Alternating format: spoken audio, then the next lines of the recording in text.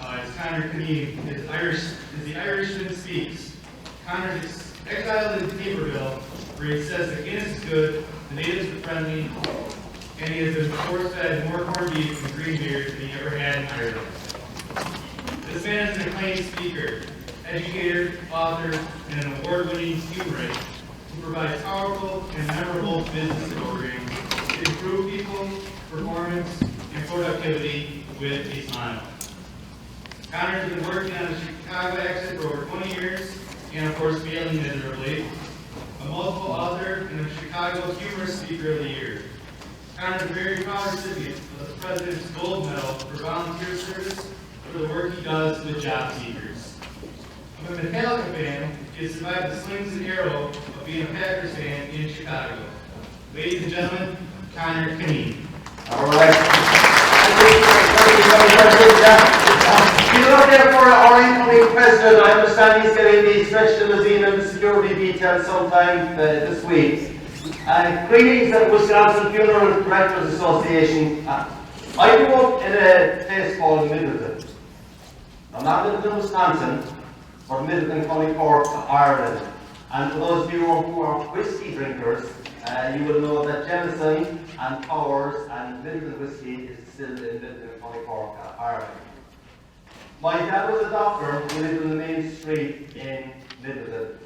The house attached to us, or the property attached to our house on the main street in Middleton, bore the legend Tony Hyde, Undertaker and Shopkeeper.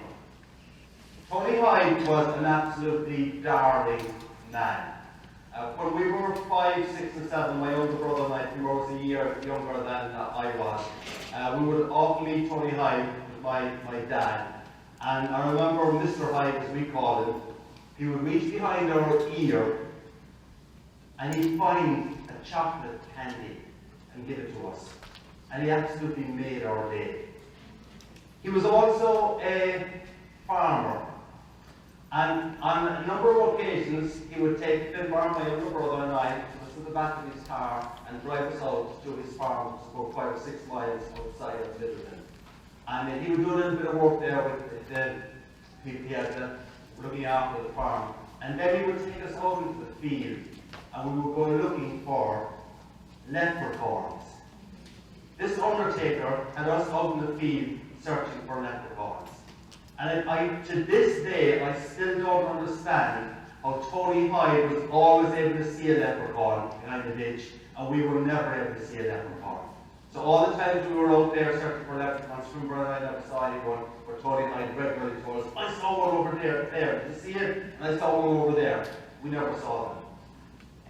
That was 50 years ago. And what Tony Hyde was actually doing, as far as I would suggest to you, is that for me and for my brother Finbar, he was creating memories. And he was creating a brand experience that I have never, ever forgotten. And for you in the funeral services industry, I think one of the critical things that will determine your level of success or otherwise is the type of memory that you create for the grieving family and also for people associated with your industry. And today, when I speak to you about the Gift of Gab, I will give you some good insights to how you can create memories that will encourage people to say good things about you. And when they say good things about you, you're going to be able to grow and develop your business. Now, based on that, you know what, I'm going to come off the stage because it seems a long way. So hopefully the people at the back of the room can see the small little Irish guy at the front. But because of that introduction that Jim gave me, and because of my background, you might have been expecting me to start with a typical Irish greeting like 100,000 welcomes or even top of the morning. But you know, if you were back in Ireland today at an event like this, because Ireland now is such a cosmopolitan and a multicultural society, it's quite likely that your speaker, instead of starting off with something like top of the morning, is just as likely to come up with something like, what's up? So what's up, Wisconsin Funeral Directors? Now, the what's up is, I will speak to you today about a concept called the Gift of Gab, and how the Gift of Gab can help you grow your business. Now, when you hear about the Irish and the Gift of Gab, sometimes they say we're famous for the Gift of Gab because we spew out voluminous torrents of words without pausing for breath.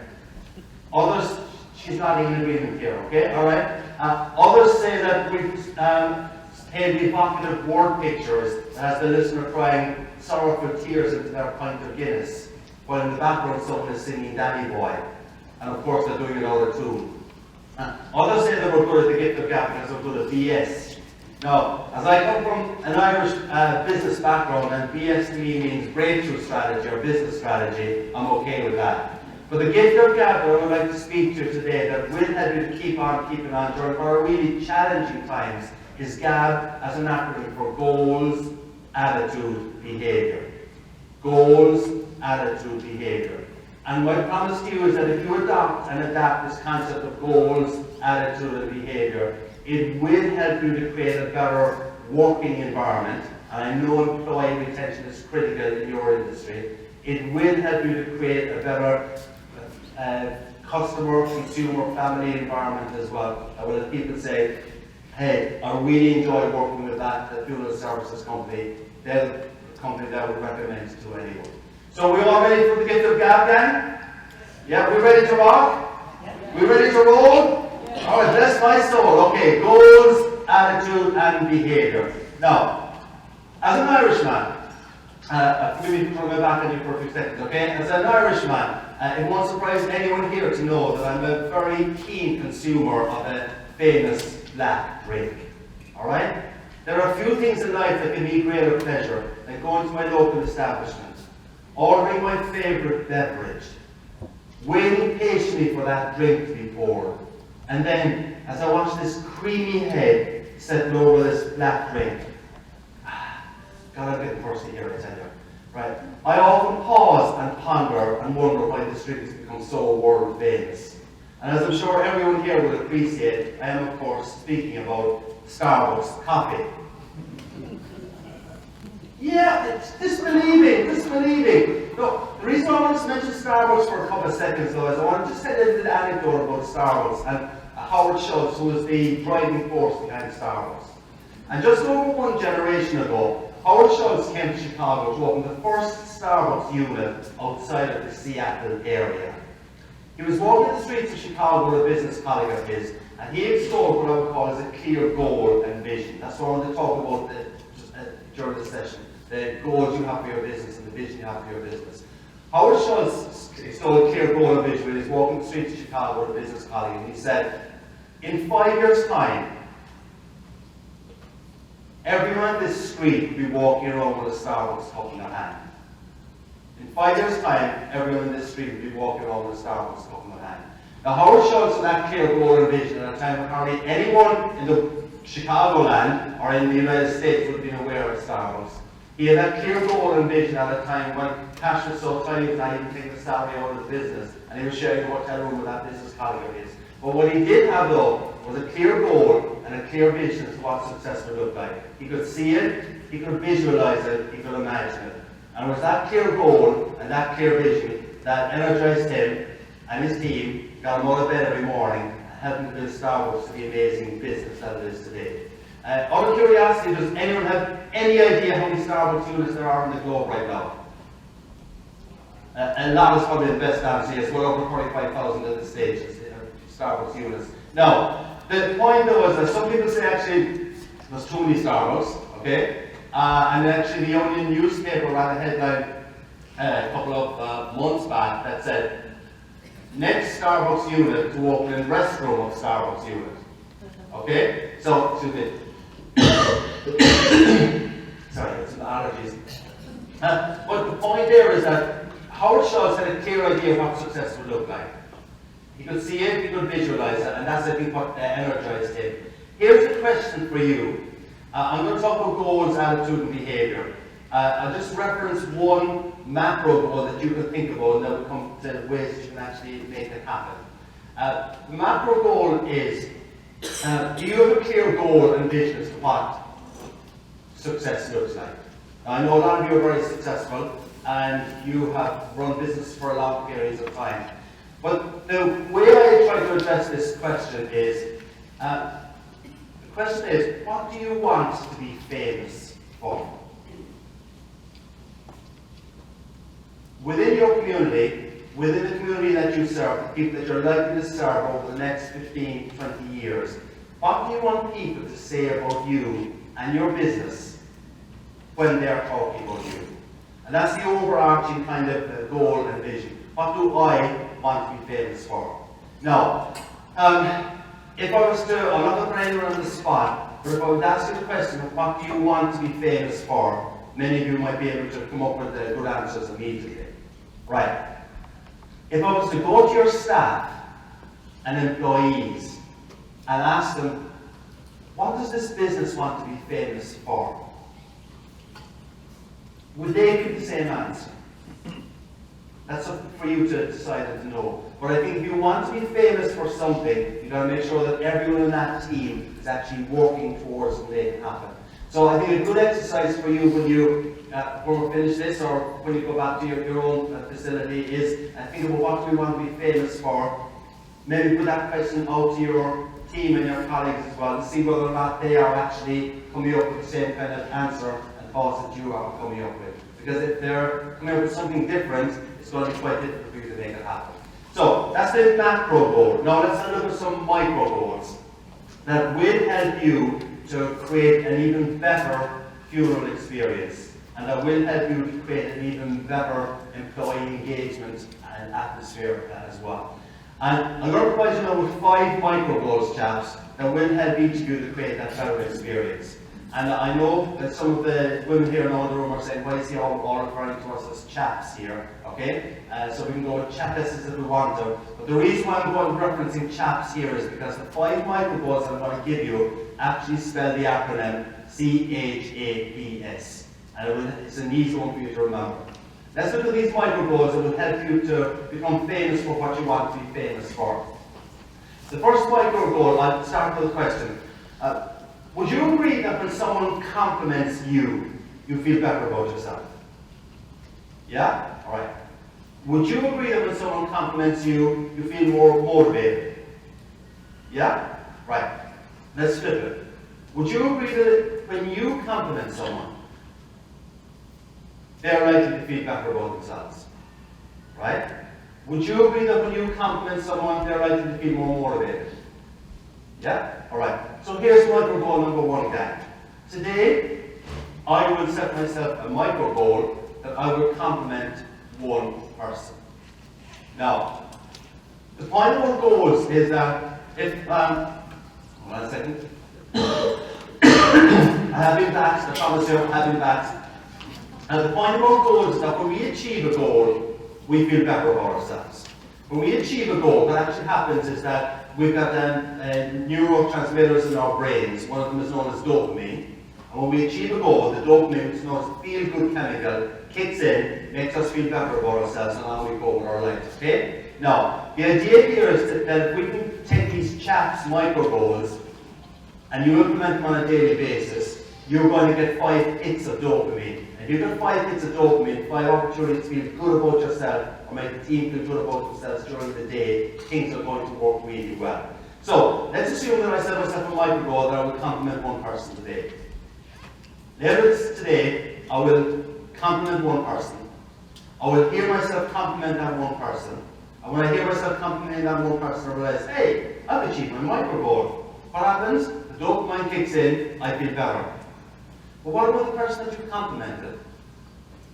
How do you think they're going to feel? Positive, upbeat, happy as well? So, the idea here is that micro goals can make you feel better, also help other people that you're working with feel better as well. It's a win-win situation. Now, some people, so what I'd like to do here for a second is just mentally, let's say, think when you go back to your facilities. Think of one person that you will compliment when you go back to your facility. Okay, you got that in mind? Right. Now, I'm going to ask you a question. That one person that you're going to compliment when you go back, is that a person that you already get on very well with and have got a good working relationship with? Yeah? See heads nodding. Right. If you believe in the power of a compliment, what I would encourage you to do is to think about that employee or staff member that maybe you have some difficulties with sometimes. Or think of that customer or that vendor that you have some difficulties with sometimes. And say to yourself, all right, I'm going to compliment that person. And when you compliment that person, what you're now doing is you're creating a real win-win situation, because that person suddenly has a different appreciation of you simply because you made the effort to compliment them. Now, sometimes people say to me, Conor, it's often difficult to compliment people, and I say, look, you can always find some way to compliment people. I mean, you can come up with something like, wow, your hair doesn't look as bad today as it did yesterday. I mean, it works, guys, it works. So, chaps, the first micro goal is compliment. The second micro goal I want to put you is hear. And by hear, I'm talking about hear the words, thank you. Now, in the business that you are in, you're being thanked consistently by the family members and the bereaved families, etc. That's normal. But let's be honest, it's wallpaper, isn't it? It kind of goes over your head. You can't remember the last person that kind of thanked you, in most cases, I think. What I'm putting to you is that, all right, you do get thanks, but I want to put it to you, especially now when we're talking about employee engagement here, make a deliberate goal that I will do something to hear the words thank you from a colleague, or from an employee, or from a staff member. All right? So, if I do something for one of my employees that generates the words thank you, what's going to happen? I've set it as a micro goal. I hear myself compliment that one person. I feel slightly better because I've achieved my micro goal. But what about the employee or the work colleague that you've thanked or done something for? They're going to appreciate you better as well. It is a win-win situation. Okay? So we'll compliment, hear the words thank you. And by the way, this isn't just gobbledygook now from an Irish guy. There's a lot of research that's been done on the power of small wins. And we've got the Harvard researchers, Teresa Amibile and Stephen Kramer, who've written a lot on this. And what they have found is that small wins have a much bigger impact on people than we actually do appreciate. And if you can consistently bring small wins into your organization, you're going to have a much bigger impact on the organization as well. So we got, alright, we'll compliment, hear the words thank you. A is for address, in this chap's acronym. Now, by address here, I do not mean that little pink chiffon dress that I was seen wearing on Facebook over the weekend. That should not have been published on Facebook, okay? By address here, I mean, when you're speaking with people, address them with their name when you are actually in conversation with them.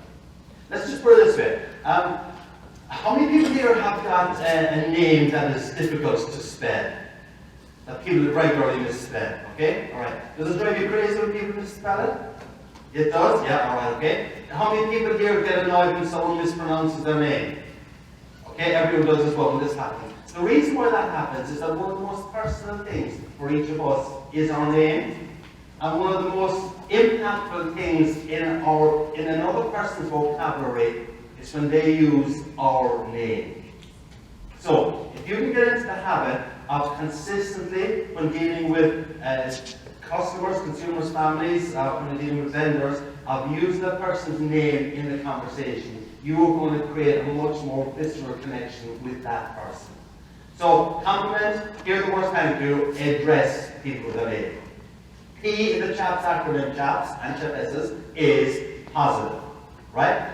The idea here is that my micro goal is that I will use at least once today a positive word or a positive phrase. You know that you've been in meetings or work teams from time to time where people suck the energy out of a room by using negative words, negative thoughts, negative phrases. If you also can see, I think, that you can also add energy, add positivity to a room by using positive words and positive phrases. So if you get into the habit of maybe when you're referencing your staff or your team and using words like amazing, brilliant, cheerful, delightful, energetic, friendly, Guinness. Guinness is a positive word for an Irish person, gang, alright? Okay? what will happen after a while, if you're consistently using those, is that your staff, the people around you, will start using words about you and the environment that you create, like amazing, brilliant, cheerful, delightful, energetic, friendly. Let's go for a Guinness or whatever your beverage of choice is. Alright? But it doesn't happen just because you want it to happen. You've got to, I believe, set yourself these chaps, micro goals, and implement them. The final element in terms of the employee engagement and relationships is S is for smile in the chaps acronym. Now, I'm not necessarily asking for you to smile here.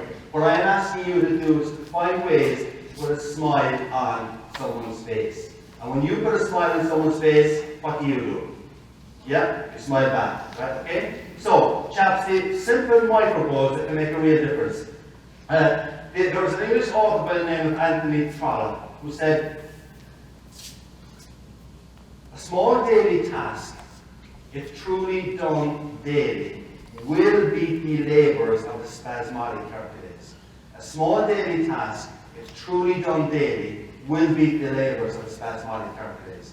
And if you implement these chaps acronyms, small daily tasks, and do them on a daily basis, what is going to happen is that you're going to have a more engaged workforce. You're going to have a workforce that feels appreciated, and you're going to have create a better experience, and like what Tony Hyde did for me, create memories for those families as well. All right? Basic point. I know the environment that we're in right now, employee retention is difficult, and getting good recruits, getting new people into the industry is difficult as well. The point about the Gift of Gab and chaps is that I'm sure you probably agree with me that you have very little chance of significantly improving the net worth of your employees. I mean, you can't give them a $25 an hour extra salary increase or $15,000 a year extra. You can't seriously improve their net worth. But what you can do, though, is you can improve their self-worth. And at the end of the day, it's how an employee feels about the organisation. It's what determines whether or not they want to stay in the organisation. It isn't whether you're giving them an extra buck 25 or something like that per hour. You cannot really seriously improve their net worth. Each of you here, Wisconsin Funeral Directors Association, can improve their self-worth. And one of the ways to do it is to take this concept of CHAPS, based on what do we want to be famous for. And if you implement the CHAPS acronym, I think you have a real chance then of being famous for what you want to do. So the first element of the Gift of Gab is goals. Second element of the Gift of Gab is A, and A is for attitude. And by attitude here, basically I'm talking about we've all got to have the right attitude at the right time. You're in an industry where you're dealing with people who are often emotionally distraught, very upset, sometimes maybe not being completely rational at times. You're in an industry where my dad was a doctor in a small town, Milton, as I said, and I remember, like you, I regularly remember him being called out on Christmas Day for a call. I regularly remember him being called out when they were going to the local rugby club dinner dance, and on one occasion I remember he was kind of, he wasn't in good form when he got the call, I gotta say, because he had his sticky ball and tie on and everything like that. And he actually was a lot of golf, so he used to go to the local Middleton Golf Club, and I often remember ringing him up maybe at 9 o'clock at night as a phone call would come in. And in those days, doctors in Ireland used to do house calls.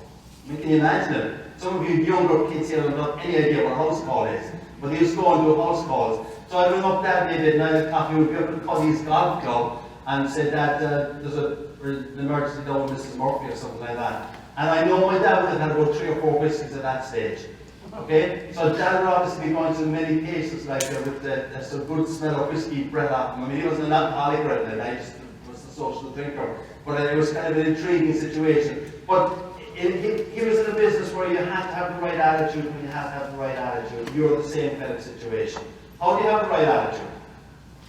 Some of you may be familiar with a person by the name of Viktor Frankl. He was an Austrian psychiatrist who spent some years in the Nazi concentration camps during the Second World War. And after he was released from the concentration camps, Viktor Frankl wrote a book titled Man's Search for Meaning. Man's Search for Meaning. And in that book, Frankl wrote that everything can be taken from a person except the last of their freedoms. The ability to choose one's attitude in any set of circumstances. The ability to choose one's attitude in any set of circumstances. Now, Frankl, you might say that's easy for someone to write, but the preceding sentence in Viktor Frankl's book runs as follows. And Frankl wrote that we who lived in the concentration camps can remember the people who walked through the huts, comforting others and giving the last piece of bread. Yes, they were few in number, but they provided sufficient proof that everything can be taken from a person except the last of their freedoms, the ability to choose one's attitude in any set of circumstances. Now, if Viktor Frankl in the Hellworld concentration camp could choose his attitude, each of us here can choose our attitude as well. How do we do it? We do it by remembering one powerful question when things go wrong, or before things go wrong, as I will say in a minute. That question is, when things go wrong, what do I want my attitude to be? What do I want my attitude to be? Let me just illustrate this. People here in the room, do we have any parents of teenagers in the room? Okay, you'll be alright. I see the furrowed brows and the bald head down there from the poor gentleman of the teenager, alright? But let's assume that before you came to this event, you asked a teenager you were charging out, you asked a teenager to record some program on television. And when you get back home after this convention, and you're trying to think about the Gift of Gab, and you go in, you ask a teenager, you're going to say, alright, the Irish guy said, compliment some people. So you go into the house and you said, thinking I'm going to compliment the teenager for recording the program on television. Except you go in, you ask the teenager, have you recorded the program? And you kind of get, huh? And you know where the brain should be, there's an empty space. Just kind of pop it in by two little agitated squirrels running around the place saying, what were we supposed to do? What were we supposed to do? So your first reaction, obviously, is to get a little bit annoyed and upset. Because this is the program that you really did want to see. It's the 72nd rerun of the third episode of Survivor 2017, okay? But you really wanted to see it again. So your first reaction is to get miffed. And suddenly now, having come home from the convention, you're in a funk, the teenager's in a funk, your spouse isn't speaking to you, the dog has run away, the cat is hiding underneath the table, and you've got a hamster running around the treadmill at 100 revolutions per second, saying to yourself, why doesn't someone remember to ask themselves the question they should ask when things go wrong? And that question is, what do I want my attitude to be? What do I want my attitude to be? Because if you ask yourself the question, what do I want my attitude to be? You're not going to say, I want to be angry, I want to be frustrated, I want to be annoyed. If you ask yourself the question in that kind of a situation, what do I want my attitude to be? It's almost like what's going to happen is this is going to be a country song go backwards. The dog is going to go home, the cat is going to come out from underneath the table, the hamster is going to be reversing step around the treadmill, etc. All because you ask yourself the question, what do I want my attitude to be? If it is a powerful question. I'll show you where it really helped me a few years back. I was driving the western suburbs of Chicago. Turn left in the filter arrow, and a few seconds after turning left, I noticed in my rear view mirror a mobile discotheque. Okay? Cop car, flashing lights. I put to the store lane, he put to the store lane. And I remember thinking to myself as clearly as I'm standing here, I said, well, for the love of St. Patrick and St. Bridget, what can a fine officer of the law want from an upstanding citizen like me? Well, actually, I did come over with the F-bomb, to be honest with you. Formaldehyde, by the way, that was what I said, alright? Okay, no, I actually did come over one four-letter word, and for those of you whose mind is in the gutter, the word was oops, which stands for uh-oh, police, stop. See, Taylor, I told you that was an important word last night, didn't I? Oops, right. So, no, I said, listen, what is he going to speak to you about? The only reason I figured why you might want to speak to me was when I had turned left at the filter arrow, it was slightly red. But not by a lot now, okay? The other thing that kind of bugged me about this was the cop was driving an unmarked police car, which is totally unfair, Ben. It really is. And the way it actually worked was that he was on the other side of the traffic lights, just waiting for some dumb Irish paddy to go through the filter arrow. I obliged, okay? Now, if he'd been driving a marked police car, I obviously wouldn't have a chance going through that filter arrow. So, Wisconsin Funeral Directors Association, I want you to remember one thing. Based on that experience, unmarked police cars encourage lawless behaviour. Okay? Discuss that with your local police chief, alright? Okay. So, I put into a little small park down the side of the road, and my new friend followed me. And as he was checking me there on his computer, as they were wont to do, to see in my case if I was a member of the Irish Republican Army, or even worse, a Cubs fan. Go White Sox, I love doing that down in the Chicago. Actually, I was telling the story up in the Green Bay area at a nursing conference a couple of years ago. And I said, I was checking to see if I was a member of the Irish Republican Army, or even worse, a Packers fan. I swear to God, I didn't think I would get out of that room alive. But as I told people last night, I actually am a genuine Packers fan living in Chicago. But, so he's checking my details. I asked myself the question, I said, you should ask when things go wrong. And that question is, what do I want my attitude to be? And I said, Connor, there's no point in being antsy and annoyed about this. He probably doesn't get the idea of slightly red lights. So, I see the copy out of his car and walk up towards me, because this is Chicagoland, good Irish town. I prayed the guy had an Irish name. I prayed he had this vision of Ireland that the roads were still unpaved, and that his firstborn child had just been christened Flynn Murphy O'Flaherty. I look up, Officer Schmidt, who proceeded to advise me minute detail of what I had done wrong. He asked my license, he asked my insurance. I gave him my license, I gave him my insurance. I'd ask myself the question, what do I want my attitude to be, as he was walking up towards me? He's looking at my license and he says, word for word, sir, I like your attitude. And I'm thinking, jeepers, this question does work. Then he said, sir, your insurance certificate is out of date. My wife probably looks after that, officer. That's, for the gentleman here in the room, that's delegation, okay? All right. So, he hesitated for a second. I saw just a glimmer of a smile come across his face, and then he handed me back my insurance certificate, and he said, sir, you don't look like a guy who drives around without insurance. I'll give you a break on that, or I am going to cite you going through the red light. So I said, okay. Now, this incident happened a few years back. The date it happened was the 16th of March. That's one day before St. Patrick's Day. Alright? So the rest of what was going into a reasonably ample conversation gets even better, as you will see. You might be surprised at one of the comments I made to him didn't cause him any problem. Right. So the conversation goes as follows, word for word. How much will this cost me, officer? That'll be $75, sir. Just pay the next 2 weeks and there won't be any further problem. $75? Have you any idea how many pints of Guinness I can get tomorrow for $75? The man cracked up laughing. I think he thought I was a crystal meth or something. And he said to me, sir, if I was to say you were going through the red light for the lack of insurance, you would have to go to traffic court, and it would be way more expensive for you. So I said, okay, I appreciate your break with me. He gave me his little $75 love note, as I refer to it. I accepted it. You wish me the best, I wish him the best. Alright? That was where the conversation had gone. I put it into a small parking lot with only one access and egress. So to get out of the parking lot, I've got to turn my car around and drive by Officer Schmidt. As I'm driving by Officer Schmidt, I kid you not, he looks up and he waves to me with a genuine smile. And I'm thinking, this is stupid. Alright? This guy just fined me $75 and he is waving to me with a genuine smile. And I wave back to him with a genuine smile. And I'm thinking, this is really stupid. Okay? But what Officer Schmidt would not have known was that for only $75, I got a really powerful anecdote about the importance of asking yourself a really powerful question when things go wrong.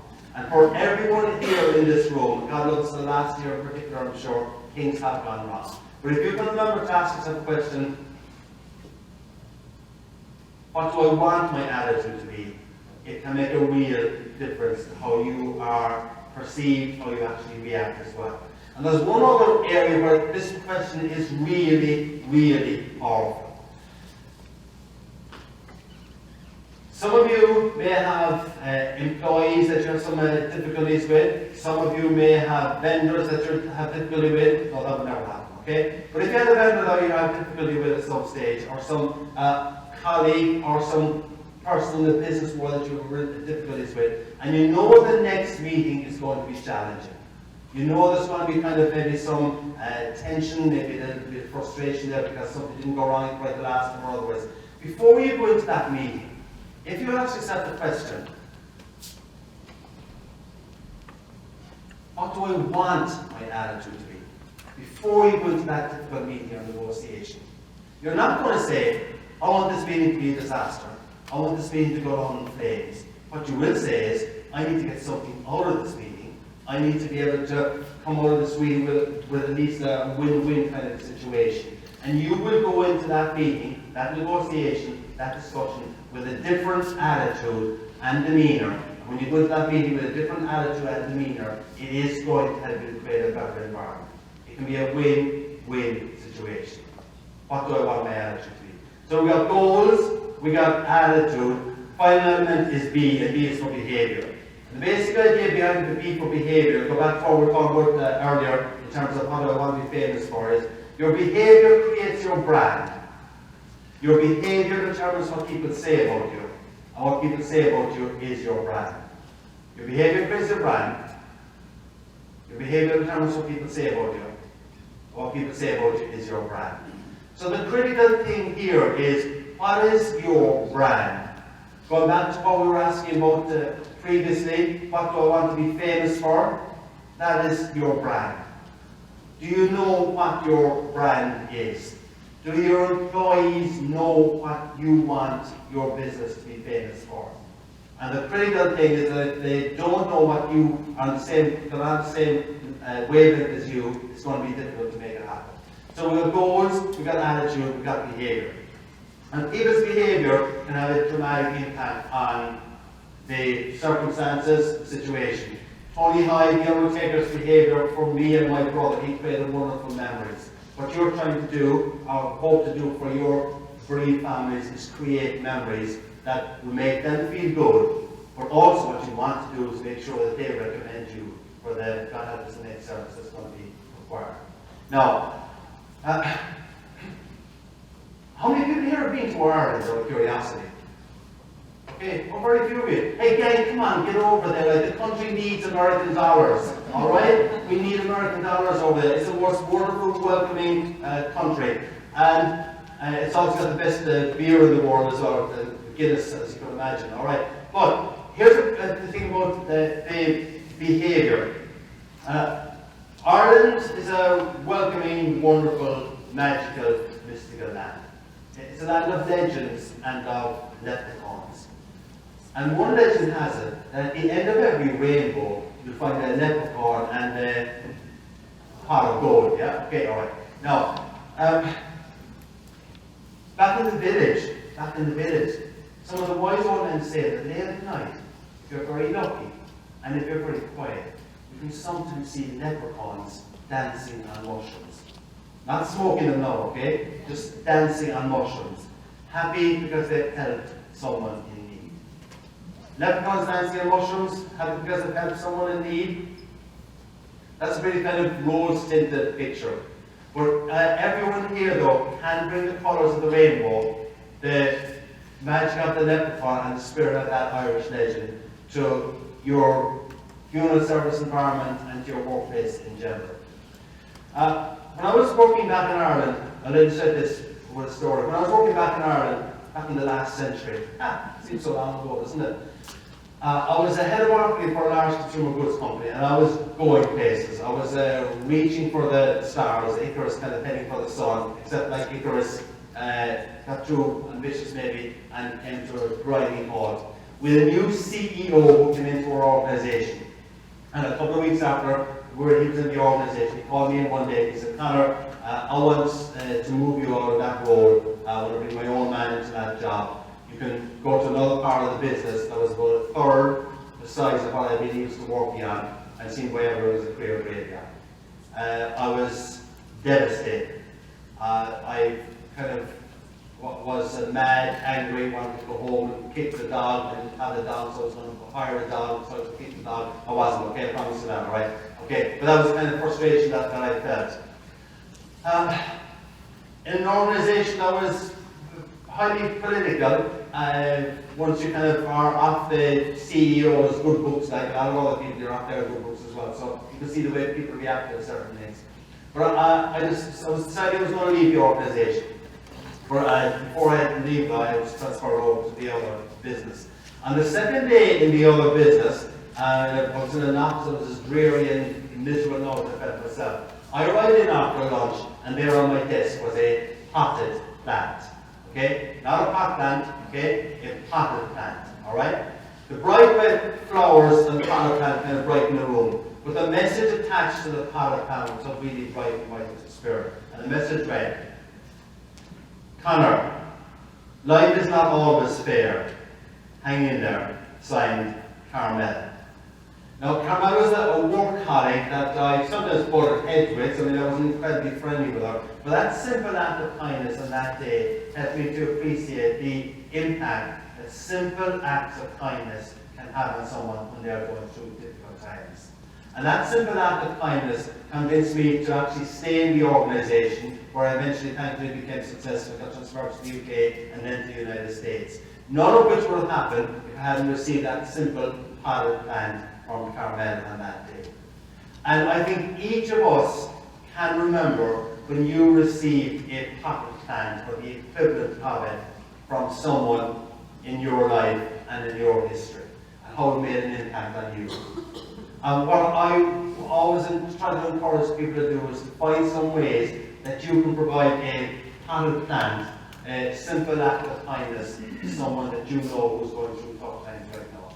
And I'm not just necessarily speaking here about the bereaved families, but maybe there's people in your community that you can do something for. Maybe there's people in your employees or works group that you can do something for as well, that are going through tough times. And when you reach out and provide them with their potted plant, that simple act of kindness, it can make a real difference to them, how they feel about you and the organisation as well. I have this kind of a vision of heaven. I know we've got all different views on faith, etc., but as I was thinking about this, I was thinking about my final vision of heaven. My sister-in-law in New York says, well, when I finally leave this world, okay, trying to talk away past St. Peter at the pearly gates, my sister in New York says that's going to be a really lengthy conversation. So I won't talk away past St. Peter. But when I finally get past St. Peter, I expect to see in heaven people surrounded by potted plants. Symbols of the simple acts of kindness that they have done down here on this world. And I would go over to Carmel, the lady who gave me that potted plant, and I said to her, Carmel, I'll go over with a potted plant. I said, Carmel, the day you gave me that potted plant, you brought the colours of the rainbow, you brought the magic of the leprechaun, and you brought the spirit of that Irish legend to me. And you helped me when I was really struggling. And quite likely, Carmel might say, Connor, I don't even remember that incident. But I do. It's 29 years ago, this past February, so it happened. But that simple act of kindness made a real difference to me. For you, your business is to be kind, to be helpful to bereaved families. But there's also many others in your community that you can also provide potted plants so that can make a real difference. So I would encourage you to think about who do you know right now that may be going through a tough time. And is there some way that you can just put an arm around them, help them feel better. When you do that, it's also actually going to help you feel better because you achieve another microphone. Okay? So we've got goals, attitude, and behavior. Now, here's the thing guys about the Gift of Gab: goals, attitudes, behavior, macro goals and micro goals. Just because you want something to happen doesn't mean it's going to happen. I'll tell you a story about Patrick, who was a good living Irishman. Patrick ran into some financial difficulties due to gambling, womanizing and drinking. So you can see the Irish definition of good living is pretty broad. Okay? Right.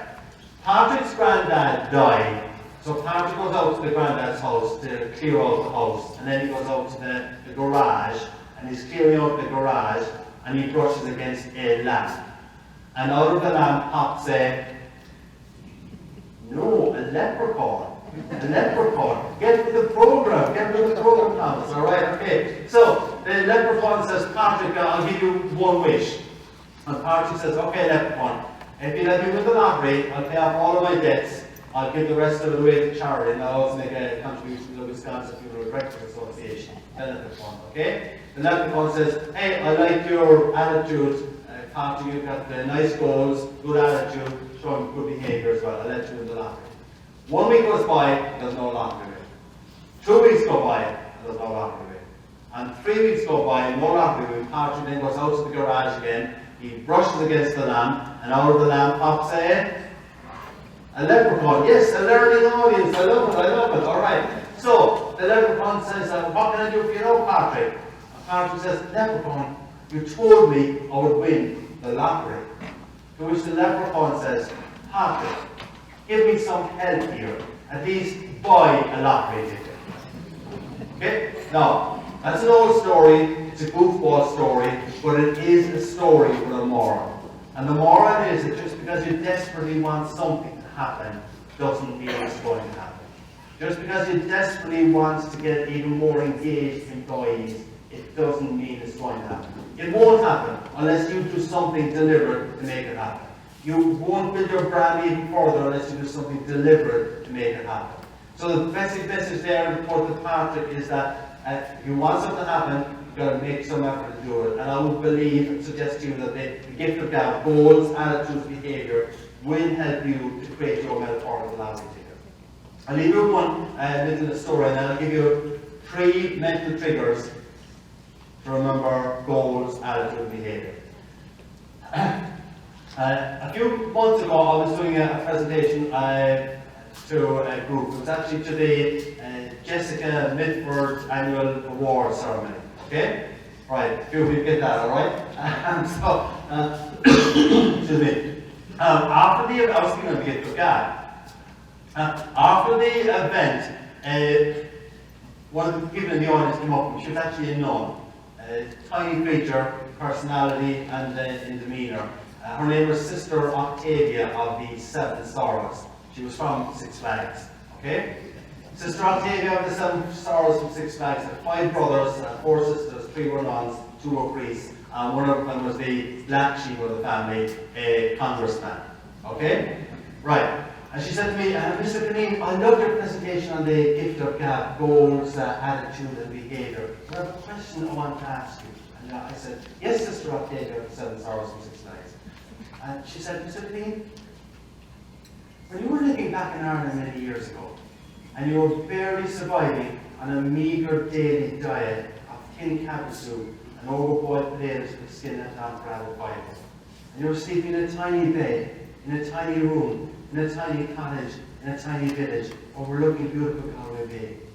Did you at that stage have a clear goal and a clear vision that you would become a cherished and a beloved motivational business speaker who brings hope and meaning to the lives of ordinary people and even extraordinary people at the Wisconsin Funeral Directors Association 140th Convention in La Crosse? Word for word, that's what she said to me. I said to her, you know, sister, it wasn't as easy as that, because I remember many years ago running home. There was bitter, salty tears running down my angelic face. The kids in the neighbourhood had been calling me names again, and I ran home into the arms of my mother. And I tell you, gang, that was a really painful experience, because my mother had arms the size of Kate Fitzpatrick, okay? Right. And she said to me, I said to her, Mama, I'll never become a cherished and beloved motivational business speaker who brings hope and meaning to the lives of ordinary people, and even extraordinary people at the Wisconsin Funeral Directors Association 140th Convention in La Crosse. Do you have any idea how difficult it is to say that to your mother when there's tears running down your angelic face? I tell you, it is tough. So, my mama said, she said, Conor, why can't you become a cherished and beloved motivational business speaker? And I said, well, Mama, you know, as a motivational speaker, I'm going to talk about overcoming the deadbeat dad, and the poor school grades, and the poverty, and the OCD, and the ADD, and overcoming the STD, and the... Oh, sorry, rewind, okay, take that out of the video, okay, right? And so, that's too much information. I said, Mama, how can I overcome all of those challenges when we as a family have none of those challenges? My mama put on a glass of Dom Perignon champagne. And she looked at me with steely eyes. Well, actually, that's only half true. She did it one last night. And then she said to me, it gets worse, it gets worse. She said to me, son, you will become a cherished and beloved motivational speaker who brings hope and meaning to the lives of ordinary people. And as for the people at the Wisconsin Funeral Directors Mornings before the convention at Red Cross, she said, Connor, nobody can help them. Wait for it, because she said they're already wonderful people. Oh, recovery. Right. So here's the thing, Dan. I often say give yourselves a round of applause. I'm not going to do that. What I'm going to say to you is give the person beside you a round of applause for the work and effort that each of you has put in the last year. So give yourselves a round of applause for what you've done.